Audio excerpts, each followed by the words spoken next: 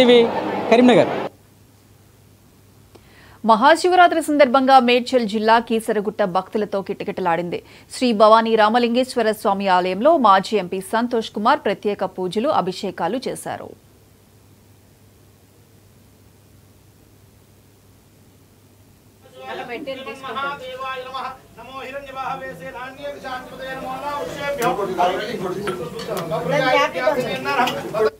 మహాశివరాత్రి పర్వదినం సందర్భంగా దేశ ప్రజలందరికీ కూడా భక్తులందరికీ కూడా శుభాకాంక్షలు.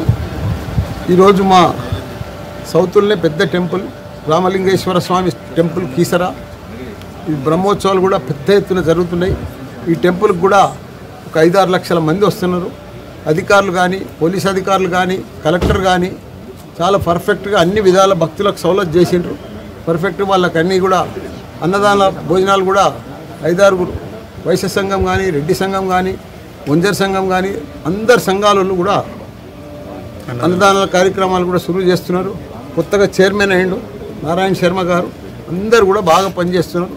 భక్తులందరికీ కూడా ఎటువంటి ఇది కలగకుండా అందరూ కూడా సౌకర్యంతో అందరు దర్శనం చేసుకొని పోవాలని కోరు. ప్రజలకు అందరికి కూడా మేడ్చల్ ప్రజలు నా మేడ్చల్లోనే ఉంది. ఇది ఈ రామలింగేశ్వర స్వామి టెంపుల్ కీసరలోనే ఉంది. కీసర మేడ్చల్లోనే ఉంది.